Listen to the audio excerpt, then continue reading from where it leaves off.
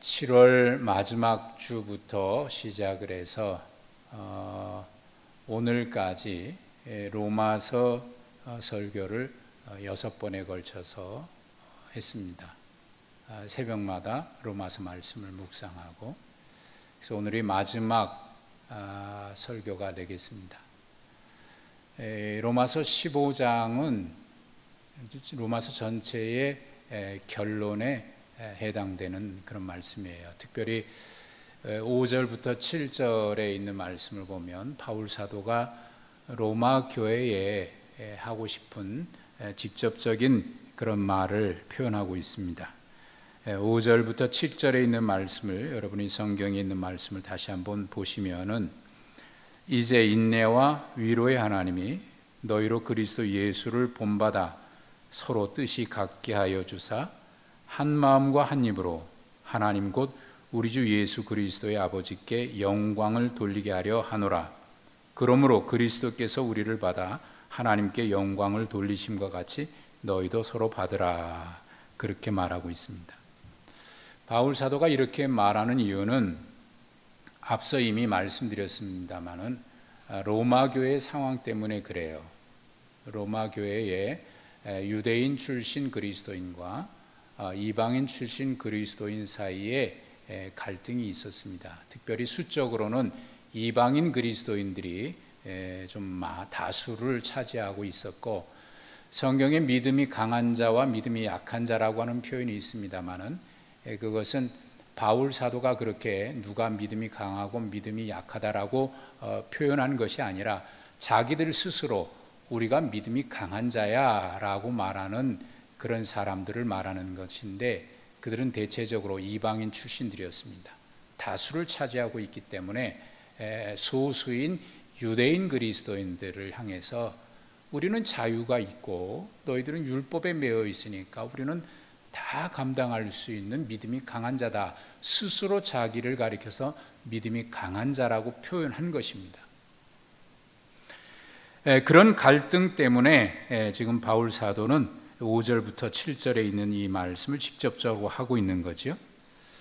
그래서 이미 14장 1절에서 언급했듯이 서로 상대방을 비판하거나 업신여기지 말고, 그리고 오늘 15장 1절에서 말씀하고 있는 것처럼 믿음이 강한 자는 약한 자의 약점을 담당하고 그리고 서로 받으라, 그렇게 말한 것입니다.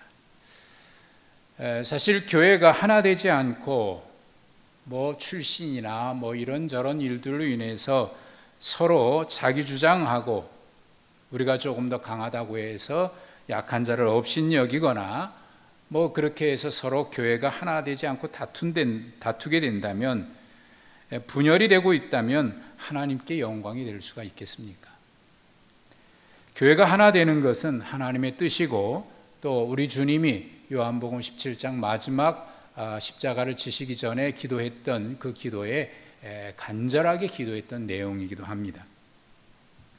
하지만 교회가 하나 되는 것 그 자체가 하나님의 궁극적인 뜻은 아닙니다. 우리끼리 똘똘 뭉쳐서 우리끼리만의 세상을 만드는 것이 교회의 목적이 아니고 하나님이 원하는 것이 아니라는 얘기입니다.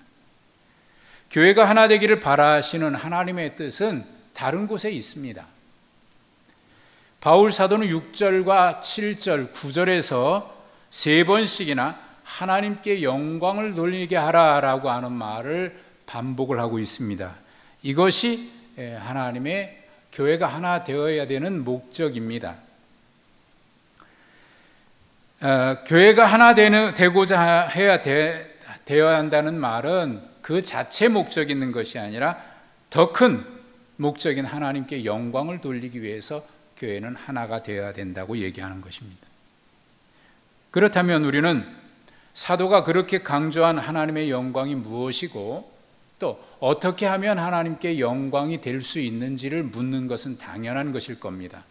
어떻게 해야 하나님께 영광이 될 수 있을까? 우선적으로 바울 사도가 말한 것은 지금 말씀드린 대로 교회가 하나 되어야 된다라는 얘기를 했습니다.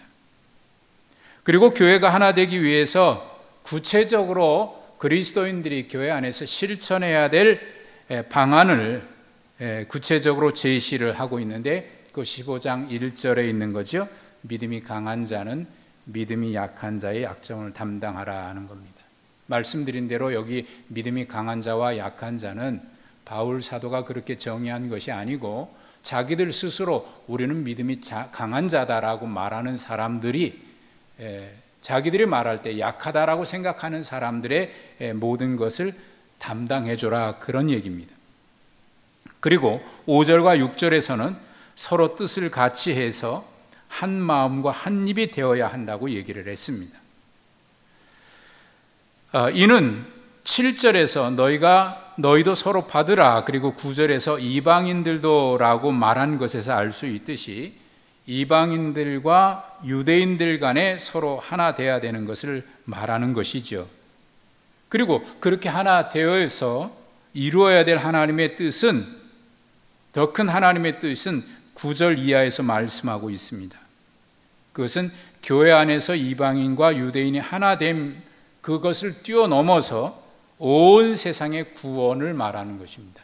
이것이 하나님의 궁극적인 뜻이고 하나님의 영광이고, 이를 위해서 먼저 너희가 하나 되라고 얘기하는 것입니다. 자, 9절에 있는 9절 말씀해 보시면, 그러므로 내가 열방 중에서 주께 감사하고 주의 이름을 찬송하리로다 라고 얘기했고, 10절에서도 열방들아 주의 백성과 함께 즐거워하라, 11절에 모든 열방들아 주를 찬양하며 모든 백성들아 그를 찬송하라, 그리고 12절에서 이새의 뿌리 곧 열방을 다스리기 위하여 일어나시는 이가 있으리니 열방이 그에게 소망을 두리라. 이렇게 4번에 걸쳐서 바울 사도는 구약의 예언의 말씀을 인용을 했습니다. 자, 이 4구절에서 공통적으로 강조하고 있는 것이 무엇인지 아시겠습니까? 내가 열방 중에서, 또 열방들아 주의 백성들과 함께, 모든 열방들아 열방이 그에게 소망을 두리라. 각 구절 구절마다 열방이라고 하는 표현이 나오죠. 다시 말해서 모든 나라, 온 세상인 열방을 얘기하는 겁니다. 그러니까 교회를 향한 하나님의 소원은 교회 자체가 하나 되는 것이 거기에 머물지 않습니다. 그것을 넘어서 열방, 곧 온 세상의 구원, 거기에 있습니다. 그를 위해서 너희가 먼저 이 하나님의 소원을 감당하기 위해서 교회가 먼저 하나 되어야 된다라는 이야기를 하고 있는 겁니다. 바울 사도는 교회를 향한 하나님의 소원과 경륜을 깨닫고 에베소서 2장에서 이미 밝힌 바가 있습니다. 예수 그리스도의 십자가로 인간이 만들어 놓은 모든 장벽들, 차별의 벽들, 사실 얼마나 많이 만들고 있습니까? 출신으로 인해서 장벽을 서로 만들지요. 신분이나 가난이나 부자나 이런 것들로 인해서 나는 너희들과 다르다라고 하는 그런 차별의 장벽을 또 만들지요. 남자와 여자의 차별의 장벽을 만들지요.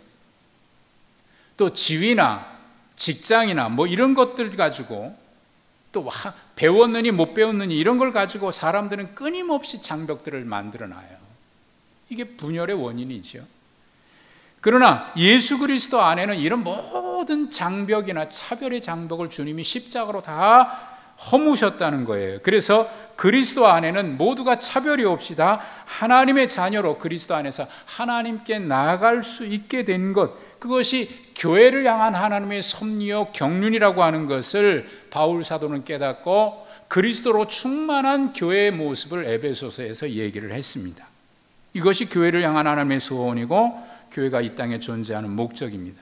따라서 7절에서 그러므로 그리스도께서 우리를 받아 하나님께 영광을 돌리심과 같이 너희도 서로 받으라라고 간곡하게, 아주 간곡하게 권고하고 있는 거지요. 저는 이 말씀을 읽으면서 오늘 한국 교회를 향한 주님의 그 뜨거운 사랑의 마음과 안타까운 마음, 그리고 이를 깨달은 바울 사도의 교회를 향한 안타까운 마음을 읽어낼 수 있었습니다. 얼마나 주님이 아파하시고 또 이를 깨달은 사역자들이 얼마나 마음 아파하고 있는지. 그리고 이 말씀, 그리스도께서 우리를 받아 하나님께 영광을 돌리셨다라고 하는 이 말씀을 읽을 때 저는 온몸이 마치 전기에 감전되듯이 그런 전율이 일어나는 걸 느꼈습니다. 우리가 과연 하나님께 영광을 돌릴 수 있는 존재일까요? 아무리 생각해도 우리는 하나님의 영광과는 거리가 멀어도 아주 먼 사람들입니다. 그런데 그리스도께서 우리를 받아서 하나님께 영광을 돌리셨다라고 얘기합니다. 거저 주시는 하나님의 은혜가 아니고서는 이게 가능이나 하겠습니까? 우리에게 그럴 만한 자격이나 공로가 없는 것 우리는 알고 있습니다. 그러니 이 엄청난 사실이 얼마나 놀랍고 감격스러운 건지 감사하지 않을 수가 없는 거예요. 그 은혜를 생각할 때마다 감사하지 않을 수 없는 거예요. 그러니 저는 이 말씀을 읽을 때, 그런 우리를 그리스도께서 받아서 하나님께 영광을 돌리셨다고 하니까 얼마나 이 온몸에 전율이 일어나듯이 그 사랑에, 그 은혜에 감사하게 되는지. 여러분, 그것을 생각하면 우리가 서로 받는다고 하는 것 지극히 당연한 것 아니겠습니까? 우리에게 그럴 만한 자격이 없음에도 우리 주님께서 우리를 받으셨다면 우리가 다른 사람들을 정죄하고 판단할 만한 위치에 있지 않는 것은 너무나 당연하지 않아요? 그래서 바울 사도는 로마서 14장 3절과 4절에서 우리는 그럴 만한 위치에 있지도 않고 그럴 만한 자격도 없고 그럴 사람도 아니라라고 하는 것을 분명히 말했습니다. 이는 하나님이 그를 받으셨음이라. 남의 하인을 비판하는 너는 누구냐? 그가 서 있는 것이나 넘어지는 것이 자기 주인에게 있음에 그가 세움을 받으리니 이는 그를 세우시는 권능이 주께 있습니다. 주께서 받으셨는데 네가 무슨 자격이 있다고 비판하느냐 그 말입니다. 주께서 그 모든 사람들을 품에 안으셨는데 네가 무엇인데 그들을 향해서 비판하고 정죄하느냐? 너희가 그럴 만한 자격이 있느냐? 너희가 만약 그럼에도 불구하고 비판한다면 그것은 그들을 비판하는 것이 아니라 하나님을 비판하는 것이다, 그 얘기입니다. 그러므로 우리가 해야 할 일은 서로 받아들이는 것, 그것밖에는 없다는 겁니다. 그런 의미에서 지난주 제가 여러분에게 소개해드렸던 캐롤 윈머의 내가 그리스도인이라고 말할 때라고 하는 이 시가 감동이 되는 겁니다. 그 중에 지난주에 소개해드렸습니다만 마지막 구절 다시 한번 소개해드리면 이렇습니다. 내가 그리스도인이에요 라고 말할 때 나는 판단하는 것이 아니에요. 내게는 그럴 만한 권한이 없어요. 내가 사랑받는다는 사실 그 하나만을 안다는 것이에요. 여러분, 우리가 그리스도인이라고 말하는 것은 바로 그것입니다. 내가 의롭다고 얘기하는 것도 아니고 남들보다 낫다고 얘기하는 것도 아닙니다. 나는 특별하다고 얘기하는 것도 아닙니다. 그저 하나님의 은혜뿐이에요 라고 말하는 거라는 겁니다.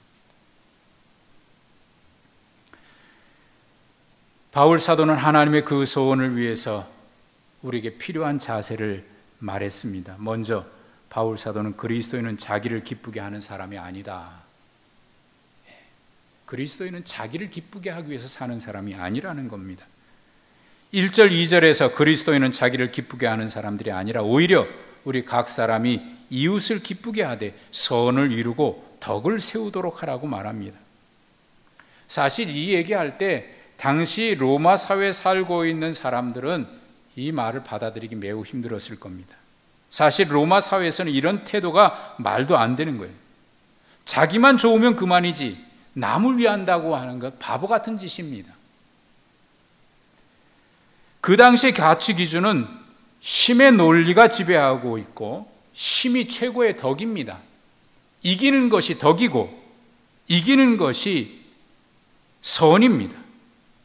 자기 성공을 위해서 수단과 방법을 가리지 않고 힘을 차지하려고 모두가 아우성입니다. 그렇게 힘을 길렀고 그렇게 지금 서 있는 어떤 자리에 위치에 올랐을 겁니다. 남을 위해서 그 자리에 오른 것이 아닙니다. 자기가 자기를 자랑하고 힘을 자랑하고 그 힘을 이용하기 위해서 그런 겁니다.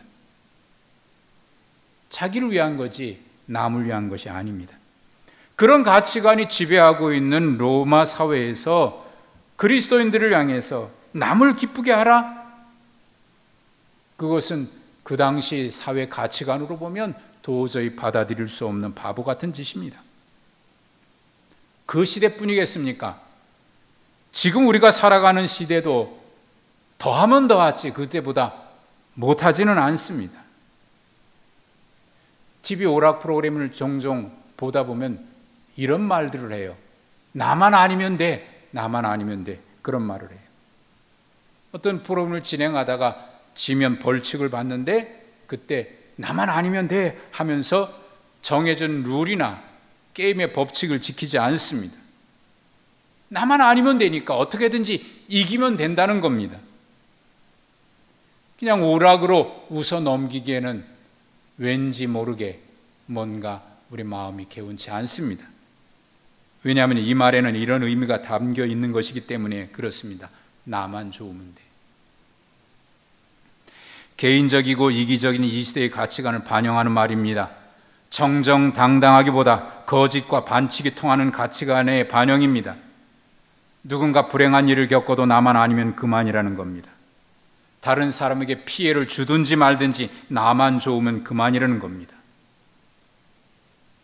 이 사회가 기회는 균등하고 과정은 공정하고 결과는 정의로워야 한다고 잔치를 했습니다. 그러나 실제는 기회가 불균등하고 과정도 불공정하고 결과도 정의롭지 못합니다. 이 시대가 그랬고 바울 사도가 이 서신을 보낼 때 로마 사회도 기본적으로 그런 가치관의 사회였습니다. 이런 가치관은 지금 우리가 살아가는 사회도 역시 마찬가지입니다. 그런 시대를 살아가고 있는 그리스도인들에게 바울 사도는 로마서 12장에서 이미 밝혔습니다. 너희는 이 세대를 본받지 말아라.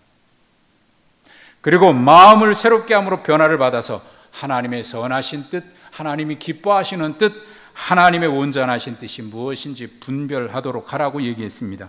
그렇게 해서 하나님이 기뻐 받으실 만한 거룩한 산 제물이 되는 그런 삶을 살라고 말씀을 했습니다.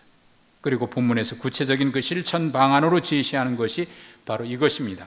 믿음이 강한 우리는 마땅히 믿음이 약한 자의 약점을 담당하고 자기를 기쁘게 하지 아니할 것이라. 우리 각 사람이 이웃을 기쁘게 하되 선을 이루고 덕을 세우도록 할지니라. 이 말씀은 교회 안에서 그리스도인들끼리만 그렇게 하라는 것이 아닙니다. 바울 사도는 2절에서 그 범위를 이웃으로 확대합니다. 이 적용을 교회 안에서가 아니라 이웃에게까지 확대해서 적용하라는 겁니다. 2절이지요. 이웃을 기쁘게 하되 선을 이루고 덕을 세우도록 하라.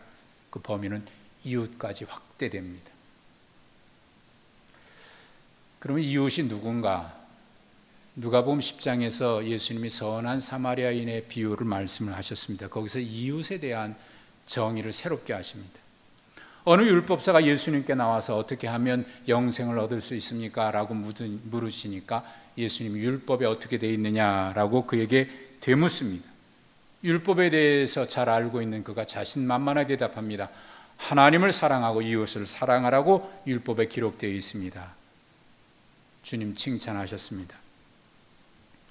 그러자 이 율법사가 의기양양해서 자기를 옳게 보이기 위해서 주님께 다시 질문합니다. 그러면 주님, 내 이웃이 누구입니까? 라고 물어요. 그 질문에 대해서 하신 말씀이 선한 사마리아인의 비유입니다. 그 당시 유대인들이 생각하는 이웃은 유대인들에 국한되어 있습니다. 이방인은 이웃이 아닙니다. 특히 사마리아 사람들은 더더욱 이웃일 수 없습니다. 그들은 이웃이 아니고 죄인이고 하나님의 심판과 멸망의 자식들이었습니다.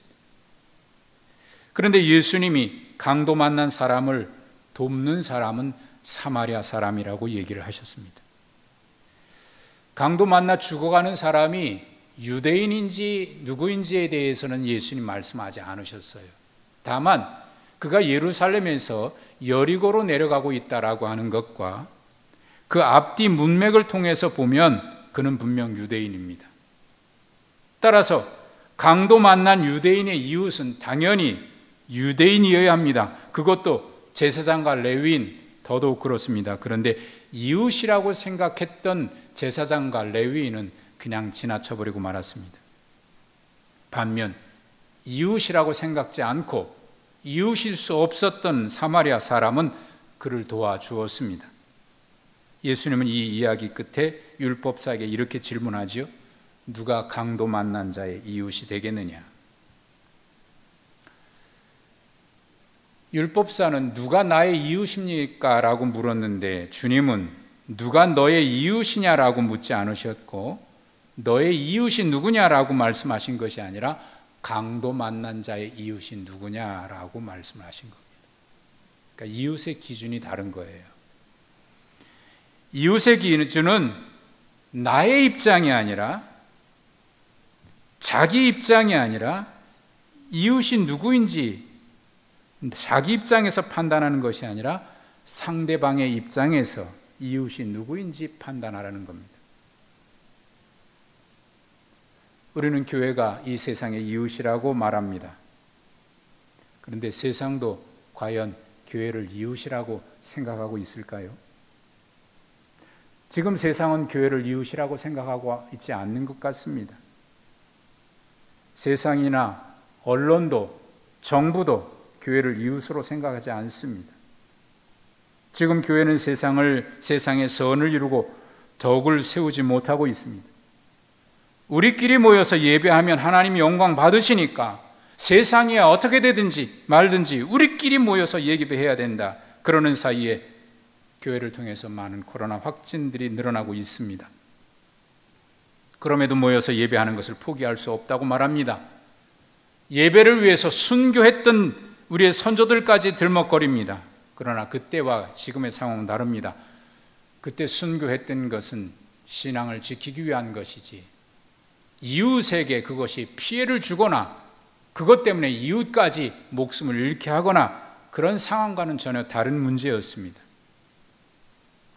그럼에도 불구하고 우리는 모여서 예배하는 것을 포기할 수 없다고 말합니다. 그러는 사이에 교인들과 이웃들은 불안에 떨고 있습니다. 우리는 세상을 향해 우리가 당신들의 이웃이라고 손을 내밀지만 세상은 교회를 이웃으로 보지 않고 이기적인 집단으로 보고 있는 상황입니다. 과연 우리가 예배하는 것이 하나님의 영광을 위한 것이라고 생각한다면 정작 교회를 통해서 하나님이 원하시는 교회를 향한 하나님의 소원이 무엇인지는 우리는 생각지 않고 있는 것이죠. 바울 사도는 우리끼리가 아니라 이웃에게도 선을 행하고 덕을 세우라고 얘기합니다. 그리고 이웃도 기쁘게 해야 된다고 분명히 말씀하고 있습니다. 우리 각 사람이 이웃을 기쁘게 하되 선을 이루고 덕을 세우도록 할지니라. 팀 켈러라고 하는 분이 쓴 책들이 많은데 그의 로마서 설교집을 제가 읽다가 그분이 이렇게 말하는 것을 보았습니다. 이 사람들을 어떻게 돕고 그리스도인이 삶의 태도가 어떠해야 되는지를 얘기하는 겁니다. 이 사람들을 어떻게 돕고 세워줄 수 있을까? 내가 도울 수 있는 사람이 있을까? 어디에 가면 가장 편안할까? 어디에 살면 내가 편안할까가 아니라 하나님과 다른 사람들에게 도움이 되려면 어디에 살까라고 질문해야 된다고 얘기합니다.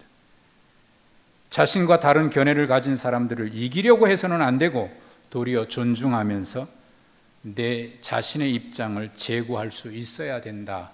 이것이 이 시대를 살아가는 그리스도인의 삶의 모습이라고 얘기합니다. 왜 그렇게 해야 되느냐고요?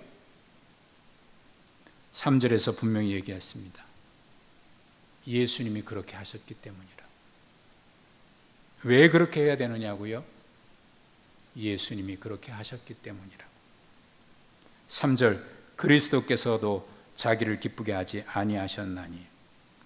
우리의 기준은 이 시대의 가치관이나 유행이 아닙니다. 우리가 본받아야 할 기준은 바로 이 세대가 아닌 예수 그리스도 그분이십니다. 그리스도께서도 자기를 기쁘게 하지 아니하셨으니 기록된 바 주를 비방하는 자들의 비방이 내게 미쳤나이다 함과 같으니라. 주님은 아버지의 뜻을 이루기 위해서 온갖 비난과 조롱까지도 묵묵히 받으셨습니다. 그 비방을 받으시면서도 주님은 같은 비방으로 맞받아치지 않으셨고 침뱉음과 조롱당하되 같이 조롱으로 대응하지 않으셨습니다. 오히려 그들을 용서해 달라고 아버지께 기도하셨습니다. 바울 사도는 그리스도께서 그렇게 하셨으니 우리도 그렇게 해야 된다고 말하는 겁니다. 그리스도인은 주님이 걸으신 그 길을 따르는 자들이기 때문입니다. 예수 그리스도께서 자신을 기쁘게 하지 않고 대신 악한 자들의 비난과 조롱, 그 멸시를 담당하시면서도 순종함으로 하나님께 영광이 되었다면 믿음을 가졌다라고 말하는 우리는 이런 것쯤이야 능히 감당해야 되지 않겠느냐, 그 얘기를 하고 있는 겁니다. 그러면서 바울 사도는 4절에서 이렇게 말씀합니다. 무엇이든지 전에 기록된 바는 우리의 교훈을 위하여 기록된 것이니 우리로 인내로 또는 성경의 위로로 소망을 가지게 함이니라. 예수님께서 하나님의 영광을 위해서 구약의 예언의 말씀을 이루기 위해서 멸시를 당하신 것처럼 우리도 하나님의 말씀을 통해 위로를 얻고 그 말씀이 우리에게 소망을 주시니 그 말씀을 붙들고 살아야 한다는 것입니다. 왜냐하면 하나님의 모든 말씀은 변함없는 하나님의 신실하신 약속이기 때문입니다. 특별히 바울 사도는 5절에서 인내와 위로의 하나님이라고 말했습니다. 아마 그분은, 바울 사도는 하나님의 부르심에 순종하다가 많은 어려움을 겪었는데 그 중에 많은 것들이 있지만 특별히 빌립보 감옥에 갇혔던 그 일을 빼놓을 수가 없을 겁니다. 그때 얼마나 힘들고 외로웠을까요? 그럼에도 불구하고 그 어려움과 외로움을 인내하며 견뎌낼 수 있었습니다. 그는 압니다. 그 모든 것을 견뎌낼 수 있었던 것은 하나님의 위로 때문이었다라는 것을 알았습니다. 그 위로와 소망이 없었다면 결코 견뎌낼 수 없었을 겁니다. 그는 분명히 알았습니다. 그 소망은 하나님께로부터 오는 것임을 알았고 또 그 소망은 오직 하나님의 능력으로만 이루어진다는 것을 깨달았습니다. 그래서 이미 우리가 보았던 로마서 5장 3절에서 그 소망은 결코 우리를 실망시키지 않는다라고 얘기를 했습니다. 바울에게 있어서 인내와 위로는 하나님 그분입니다. 그것밖에는 없습니다. 하나님 그분밖에는 위로가 없고 인내할 수 있는 힘이 없었던 것, 그는 너무나 잘 알고 있습니다. 그가 말하는 인내와 위로의 하나님에 있어서 가장 중요한 것은 바로 은혜와 사랑입니다. 이미 5장에서 밝히고 있는 바 그 은혜죠. 우리가 연약할 때, 우리가 죄인이었을 때, 하나님과 원수되었을 때에 독생자 예수 그리스도를 아낌없이 우리에게 보내주신 그 은혜와 사랑, 그 은혜와 사랑이 위로가 되었기에 그는 모든 어려움을 견뎌낼 수 있었던 것이죠. 그리고 그 인내와 위로의 하나님께서 모든 것을 합력하여 선을 이루실 것이라고 하는 또한 그는 확신도 가지고 있습니다. 그래서 그 확신이 그에게 소망이 되는 것입니다. 그래서 오늘 본문 13절 마지막 절에서 그 소망을 말합니다. 소망의 하나님이 모든 기쁨과 평강을 믿음 안에서 너에게 충만하게 하사 성령의 능력으로 소망이 넘치게 하시기를 원하노라. 하나님께서 이루신 놀라운 구원의 은혜를 생각하니까 세상 사람들은 절망이라고 말할 때도 소망이 있어요. 우리 눈에 보이는 희망이 없어도 소망으로 가득합니다. 왜요? 하나님께서 성령의 능력으로 지금까지 나와 함께 하셨을 뿐만 아니라 앞으로도 함께 하시고 또 앞으로도 하나님의 뜻을 이루실 것을 그가 믿고 있기 때문입니다. 그것이 그에게 소망입니다. 바울 사도는 자기에게 그렇게 소망을 갖게 하신 하나님께서 지금 우리에게도, 지금 이 자리에 있는 우리 각 처소에서 어려운 가운데 있는 우리 모두에게도 성령의 능력으로 그 소망이 넘치게 하시기를 원한다고 간절히 기도하고 있습니다. 지금 로마 교회가 비록 유대인과 이방인 사이에 갈등하고 있지만 우리가 예수 그리스도께서 우리를 받으신 것처럼 우리도 인내와 위로의 하나님으로 말미암아 힘을 얻어서 서로 용납하고 받음으로 한 마음과 한 입으로 하나님께 영광을 돌리는 것, 그 영광스러운 일을 바라보면서 바울 사도는 소망을 갖고 있습니다. 비록 지금은 아니어도 그 소망으로 가득합니다.